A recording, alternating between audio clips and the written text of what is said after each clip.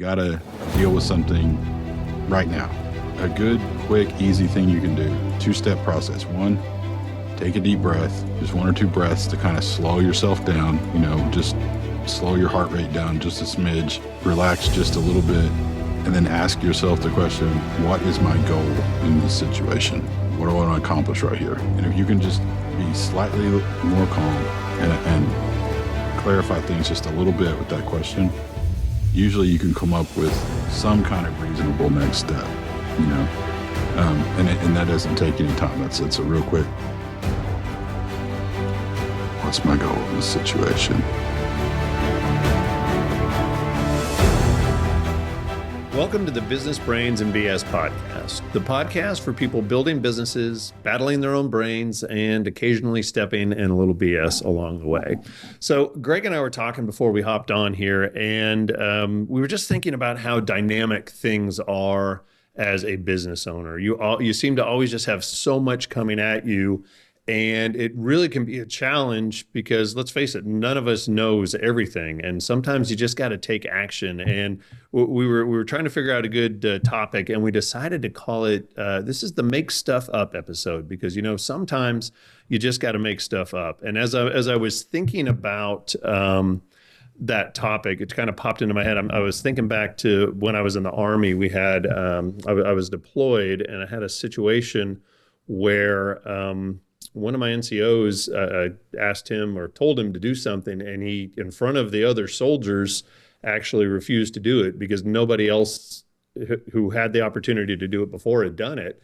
And I remember kind of ending up in this paralysis and fear, because here I am as an officer thinking, oh my gosh, what am I going to do? I just had an NCO say, no, I'm not going to do that. And everybody else had a chance to do it, and they didn't. And this little voice in the back of my head just kind of popped in, and this is kind of the MSU thing. And I turned and I looked at the sergeant who was under him, and I said, all right, I got a leadership opportunity for you. We ultimately ended up getting the thing done. It got rave reviews. I actually had people get awards because they had taken the initiative to do what needed to get done. And it just is kind of funny how in that moment you have that opportunity to respond in a couple of different ways. So Greg, maybe you can talk a little bit about how, when we find ourselves in positions like that, how do we go through the decision-making process? Yeah, well, I think that's just a part of leadership. A realization I came to a few years ago was sometimes being the leader, it just means you're the person who says, this is what we're going to do. You find yourself in those moments where you might not be any more knowledgeable or any more equipped than anyone around you, but everyone's looking at you to see what that decision's going to be, which can be kind of intimidating, especially when you're like, I don't think I'm any better, suited to make this decision than you are. So, in the moment, a couple of things is just to center yourself, I recommend this to people a lot. Like, if you're in a moment and you got to deal with something right now, a good, quick, easy thing you can do, 2-step process. 1, take a deep breath, just 1 or 2 breaths to kind of slow yourself down, just slow your heart rate down just a smidge, relax just a little bit, and then ask yourself the question, what is my goal in this situation? What do I want to accomplish right here? And if you can just be slightly more calm and clarify things just a little bit with that question, usually you can come up with some kind of reasonable next step, and that doesn't take any time. It's a real quick, what's my goal in this situation? Okay. Yeah, but when my wife does that with me, I think, oh God, I'm in trouble. Yeah. So basically take the deep breath, but don't sigh. No, not a no, okay. That's the problem. Okay, there's a differentiator there. No, a nice calming breath, like to kind of, bring yourself down a notch. Okay, in through the nose, out through the mouth type of deal. And I think it's really kind of interesting when you think about this MSU concept, because we have so many different areas as business owners that we focus on. And, we got everything from working with our people to our marketing to, I don't recommend that you MSU a whole bunch when it comes to your finances, because the government will eventually find that out and they will track you down and they will get you. But I think, thinking about the marketing component of it, it's kind of an interesting thought because, I think so many of us tend to follow what everybody else does, right? It's kind of like we're a bunch of lemmings or a bunch of sheep. And it's like, okay, everybody has a website and everybody has on their website has this particular focus that they're going after. And I think sometimes it's good to kind of break that mold and say, okay, what can I do differently? How can I stand out? Where is there an opportunity for me to be different?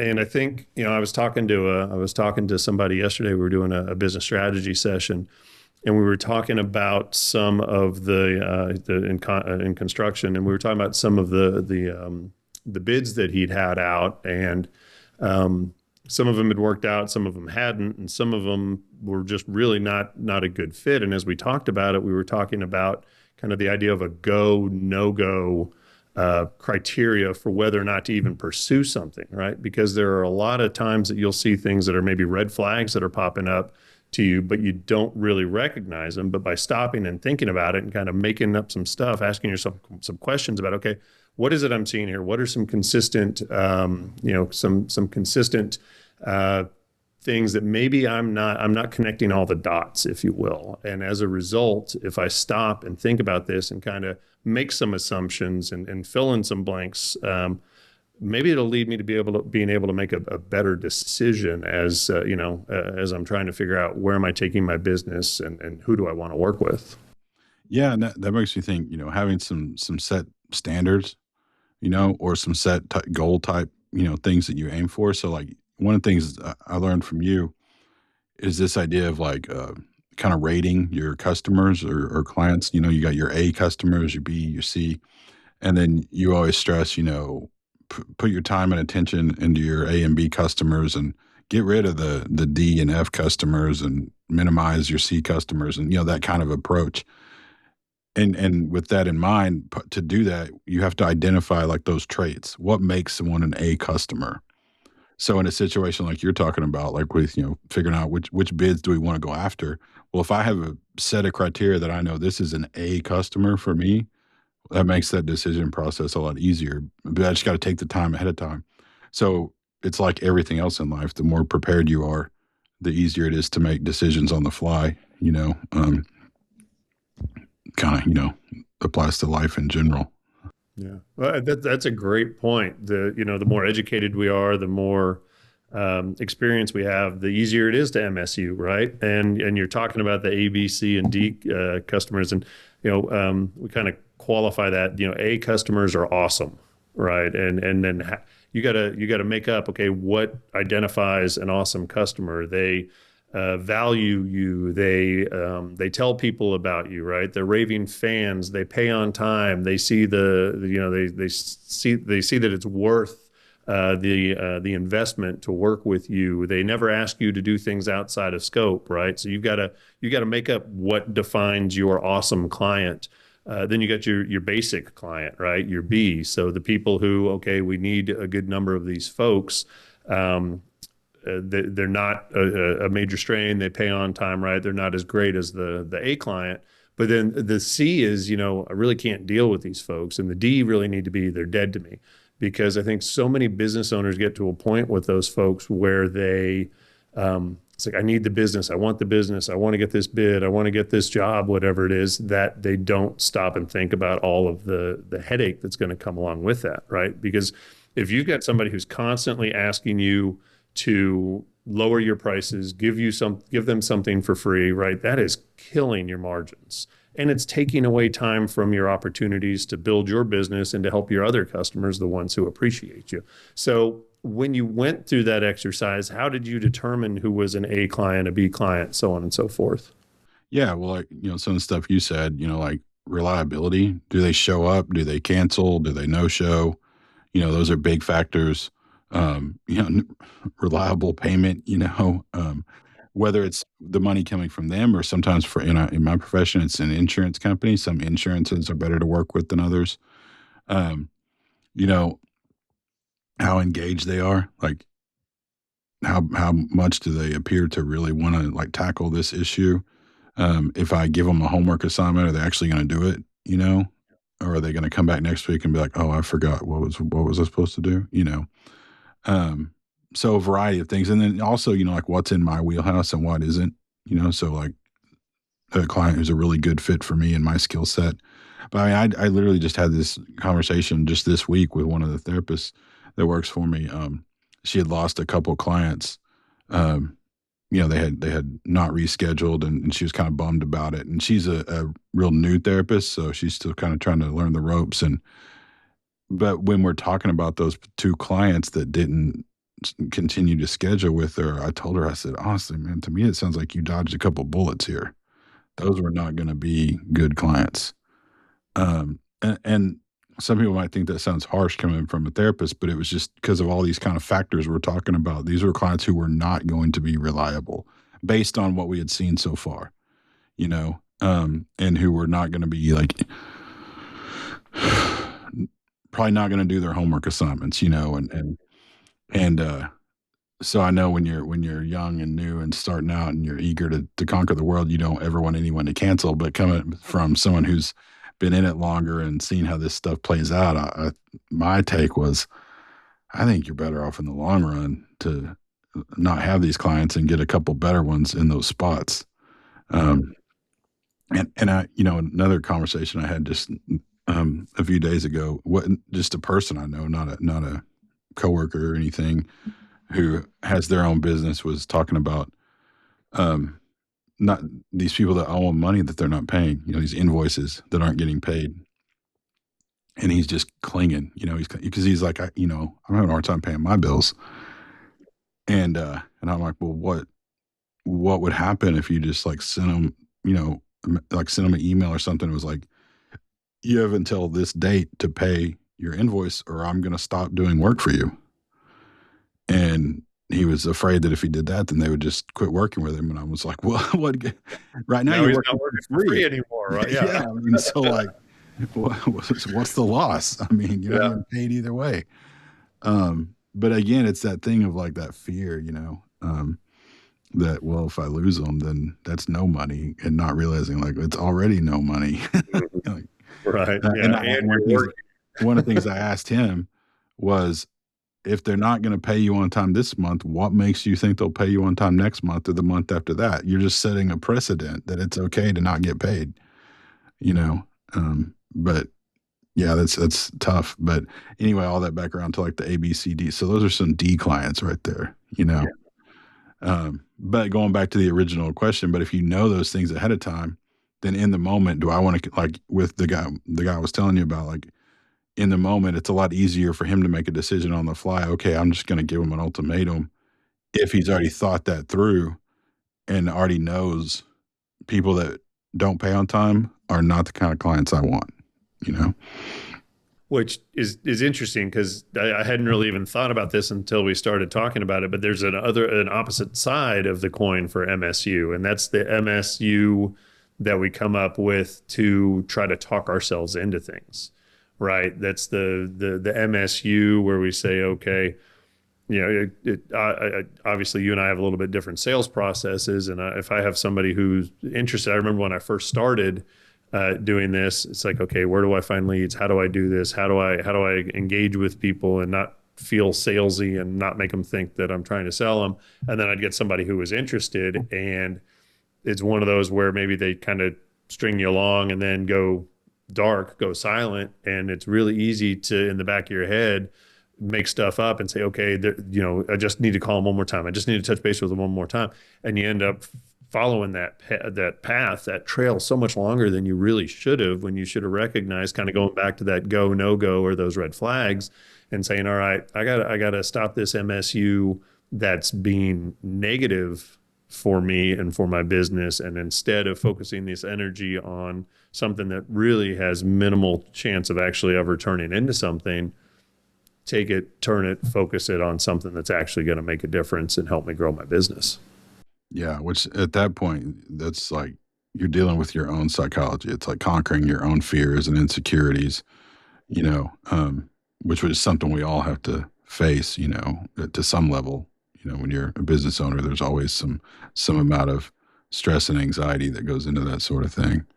Um, Well, and I think, I used to tell when I was in corporate America with my reps, I would tell them all the time, we tell ourselves stories, right? And I'll be interested in your thoughts on this because I've always said that the brain takes the information that it has and then fills in the gaps with, and I don't know where the fill in the gap comes from, but it's so funny how many times I'm going to tell two army stories here in the same podcast. How many times my brain immediately goes to the negatives. So we had deployed to Saudi Arabia and we were coming back, and I was part of the advance party, which is a group that comes back before everybody else, and we get the barracks ready to go to get everybody back in there. We get all the stuff back at the post here in the U.S. Ready to go, the motor pool, all that good stuff. And I had a warrant officer who came back with me, and they had a separate location that was probably about 5 or 10 miles away from the main post. And so he was out there just taking care of things, getting things ready for everybody to come back. And I'd gotten home and I got a phone call. This is back when we actually still had phones on the walls, had cords, all of that good stuff. And it was the staff duty NCO. And he said, hey, sir, this particular warrant officer is in the hospital. He's been bitten by a rattlesnake. And I was like, okay, I guess I better go check on him and see how it's going. But when I hung up the phone, Man, I knew you were old, but I didn't know you were like Old West cavalry old. Yeah, oh yeah, You guys to yeah, yeah, rattlesnakes. yeah. So I put on my chaps and I got on my horse. No, Yeah. I kissed Miss Kitty goodbye. No, so I hung up the phone, and immediately in the back of my mind, I was thinking, okay, we just flew back from this deployment. They gave us like 4 days off to be with our family, so we got a chance to reconnect. And instead of being out there doing what you're supposed to be doing, you snuck out because nobody was watching you, and you took your kids over to the mountains because we had Transmount. We were down in El Paso, and you were screwing around out there, and you managed to get yourself bit by a rattlesnake that was under a rock. That was the story that I told myself. Now, fortunately, I had about a 15-minute drive on my horse to get to the hospital, and Miss Kitty came with me. And as I was walking in there, just something came over me and said, you know what, dumbass, maybe you should ask some questions instead of jumping to conclusions.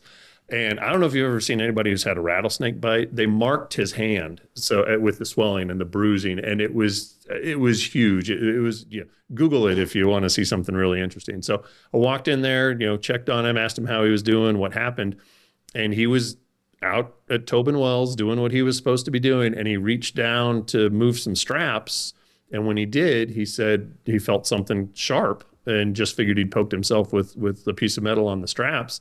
And then he looked down a little bit later and he saw something slithering around, and turned out that baby rattlesnakes had hatched at Tobin Wells while we were gone playing in the desert. We actually ended up with a little bit of a rattlesnake infestation out there that had to be taken care of, right? But if you think about how things would have gone totally differently if I had gone in there on fire and immediately accused him of what I thought he did because my brain had filled that in, things could have gone horribly, horribly wrong for me, for him, for our relationship, for my career in the military. So what is it about the human brain that causes us to fill in the gaps? And maybe, I don't know, maybe I'm weird, but do most people tend to go to the negative first, or how does that work? Well, there's a couple things at play here. So one, we're all just a combination of nature and nurture. We all have this kind of like built-in personality that we're born with. That probably some of that's inherited and things like that. And then we all have our life experiences, the things we've been taught. And, these ideas that, oftentimes start when we're really young in childhood and then get reinforced over time. So that's always at play, so when you think about how someone reacts in different situations, that's always something you got to consider. So like the way I approach that, like from therapy perspective, is we take the immediate moment, what's happening. So like in this story, this was my immediate reaction to this particular guy getting bit by a rattlesnake. And then we kind of pick that apart, like what you did. And then we go back. I call it like peeling the onion, you go down a layer and we're like, You're okay, making we me try think to of Shrek right now. so we try to figure out, what are the deeper held, like we call them like core beliefs that Hmm. drive those moment to moment thoughts. And, like an example I use a lot when I'm explaining this to people is, if let's say my car breaks down and I'm on the side of the road trying to figure it out, and then another car pulls up behind me and someone goes to get out of the car. Well, I could react different ways to that. Like I might, I might see the person getting out of the car and I'll be like, "Oh, thank goodness, help has arrived. This is a good thing." Or I might get scared and think, "Oh no, someone's come to rob me or murder me or whatever," and I might, have a completely different reaction to the exact same situation, you know.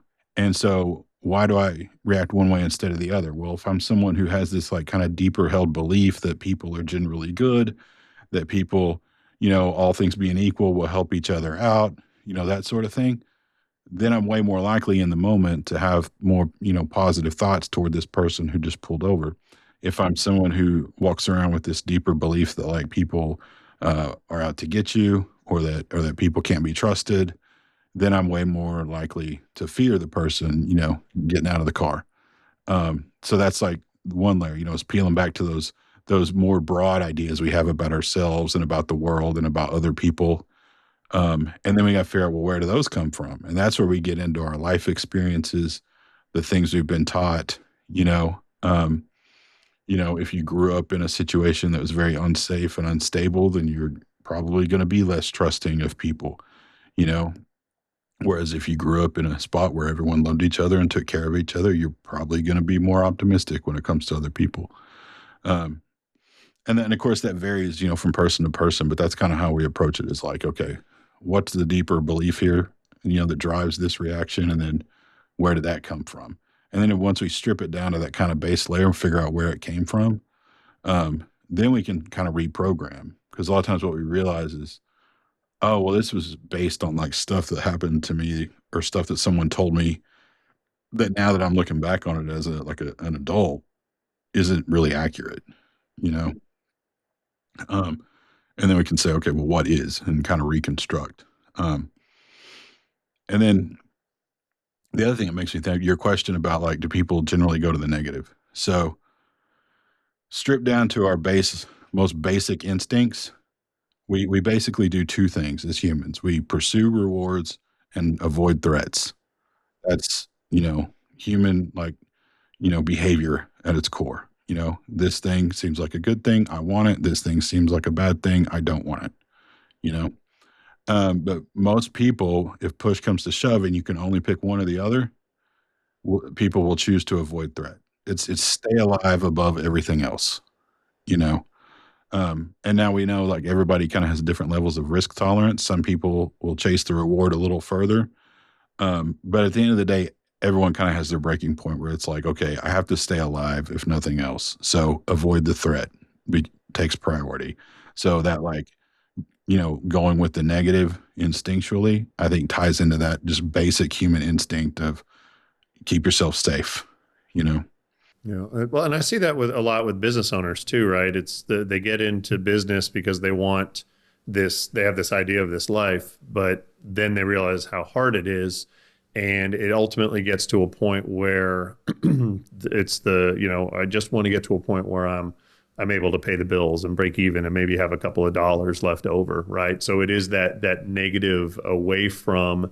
And, I think at that point, it kind of goes back to that other side of the coin with the MSU where we start to tell ourselves, okay, this is it. This is what I signed up for. I signed up for, I signed up for a job, a very high stressful job that doesn't have a guaranteed pay, a guaranteed payday, versus ultimately what we envisioned when we started it. So that might be a good topic for us for a future podcast episode, don't you think? Yeah, sounds like it. Yeah. Yeah. All right. Well, hopefully our rock star producer Daryl will put these in the right Mhm. order so that other one doesn't come out before this one. Really Yeah. confuse everybody. So yeah. Yeah. Can you tell I'm And making stuff up right now? No. well, another thing that I thought about when it comes to this MSU concept is how things are always changing. You start at point A, and then between point A and point B, all these different factors, shifted. And so just this morning, I was with a group of other therapists, and we start talking about AI.